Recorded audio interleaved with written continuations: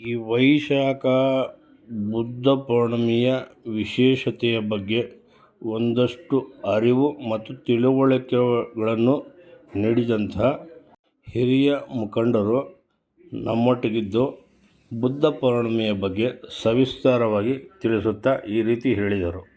ಕ್ಷಿಪ್ರಕ್ರಾಂತಿ media ಚಾನೆಲ್ನಿಂದ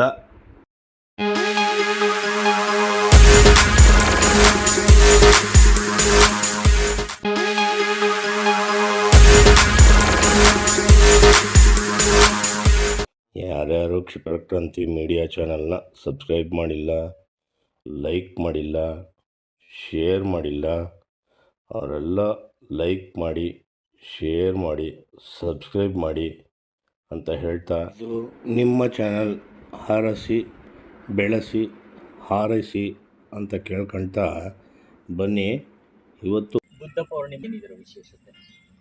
ಈ ವೈಶಾಖ ಬುದ್ಧ ಪೂರ್ಣಿಮೆಯ ವಿಶೇಷ ಮತ್ತು ಮಹತ್ವ ಏನು ಅಂತಂದರೆ, ಈ ಜಗತ್ತಿನ ಯಾವ ಎನ್ಲೈಟನ್ಡ್ ಪರ್ಸನ್ಗೂ ಹುಟ್ಟು, ಜ್ಞಾನೋದಯ ಮತ್ತು ಸಾವು, ಈ ಮೂರು ಘಟನೆಗಳು ವೈಶಾಖ ಬುದ್ಧ ಪೂರ್ಣಿಮೆ ನಡೆದಿರೋದು. ಅದು ಗೌತಮ ಬುದ್ಧ, ಸಿದ್ಧಾರ್ಥ ಗೌತಮ ಬುದ್ಧರ ಜೀವನದಲ್ಲಿ ನಡೆದಿರುವಂಥದ್ದು. ಇದು ಬೇರೆ ಯಾವ ಸಾಧು ಸಂತರಿಗೂ ಇಂತಹ ಒಂದು ಪ್ರಕೃತಿ ದತ್ತವಾದಂಥ ಕೊಡುಗೆ ಸಿಕ್ಕಿಲ್ಲ.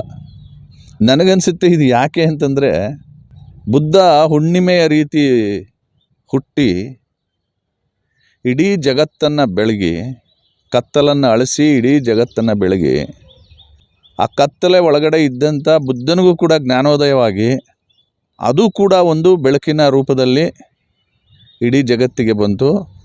ಮತ್ತು ಸಾಮಾನ್ಯವಾಗಿ ಎಲ್ಲರೂ ಪರಿಭಾವಿಸೋದೇನು ಅಂತಂದರೆ, ಸಾವಿದೆಯಲ್ಲ, ಸಾವು ಕತ್ತಲು ಅಂತ. ಆದರೆ ಬುದ್ಧನ ಜೀವನದಲ್ಲಿ ಸಾವು ಕೂಡ ಒಂದು ಬೆಳಕು. ಬುದ್ಧ ಹೇಳೋದು, ಹುಟ್ಟು ಎಷ್ಟು ಶ್ರೇಷ್ಠನೋ ಸಾವು ಅಷ್ಟೇ ಶ್ರೇಷ್ಠ.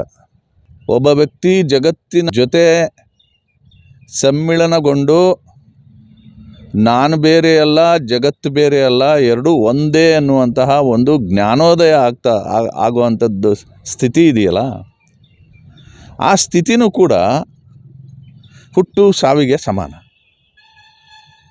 ಸೊ ಈ ಮೂರು ಘಟನೆಗಳು, ಹುಟ್ಟು, ಜ್ಞಾನೋದಯ ಮತ್ತು ಸಾವು, ಇದು ಮೂರು ಬುದ್ಧನ ಜೀವನದಲ್ಲಿ ಹುಣ್ಣಿಮೆ ದಿನ ನಡೆದಿರೋದು, ವೈಶಾಖ ಹುಣ್ಣಿಮೆ ದಿನ.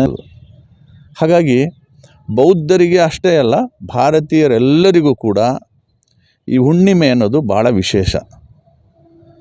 ತುಂಬ ದೊಡ್ಡ ಸಾಧು ಸಂತರು ಇರ್ಬೋದು ಅಥವಾ ಸಾಮಾನ್ಯ ಹಳ್ಳಿಗರು ಇರ್ಬೋದು, ಎಲ್ರಿಗೂ ಹುಣ್ಣಿಮೆ ಅಂದರೆ ವಿಶೇಷ. ಸೊ ಅಂಥ ಒಂದು ಶ್ರೇಷ್ಠ ಹುಣ್ಣಿಮೆ ಬುದ್ಧ ಪೂರ್ಣಿಮೆ ಇವತ್ತು ನಡೀತಾ ಇದೆ.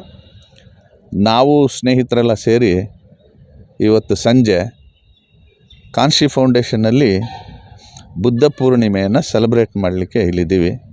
ಈ ಸಂದರ್ಭದಲ್ಲಿ ಇಡೀ ಜಗತ್ತು ಶಾಂತಿ ಸಹಬಾಳ್ವೆಯಿಂದ ಬದುಕಲಿಕ್ಕೆ ಬೇಕಾದಂತಹ ಒಂದು ವಾತಾವರಣವನ್ನು ಪ್ರಕೃತಿಯೊಡನೆ ಸಮ್ಮಿಳಿತವಾಗಿರ್ತಕ್ಕಂಥ ಬುದ್ಧ ಕರುಣಿಸಲಿ ಅಂತ ಹೇಳಿ ಬುದ್ಧನಲ್ಲಿ ನಾನು ಪ್ರಾರ್ಥನೆ ಮಾಡ್ತೇನೆ. ಜೈ ಭೀಮ್. ಜೈ ಭೀಮ್. ನಮೋ ಬುದ್ಧಾಯ. ಕಾಂಕ್ಷಿ ಫೌಂಡೇಶನ್ ವತಿಯಿಂದ ಬುದ್ಧ ಪೂರ್ಣಿಮೆಯನ್ನು ಅದ್ಧೂರಿಯಾಗಿ ಆಚರಿಸಲಾಯಿತು. ಇಲ್ಲಿ ಎಲ್ಲ ಮುಖಂಡರು, ಮಹೋದಯರು ನೆರೆದಿದ್ದು ಈ ಕಾರ್ಯಕ್ರಮಕ್ಕೆ ಶುಭ ಕೋರಿದರು. ಜೈ ಹಿಂದ್, ಜೈ ಕರ್ನಾಟಕ.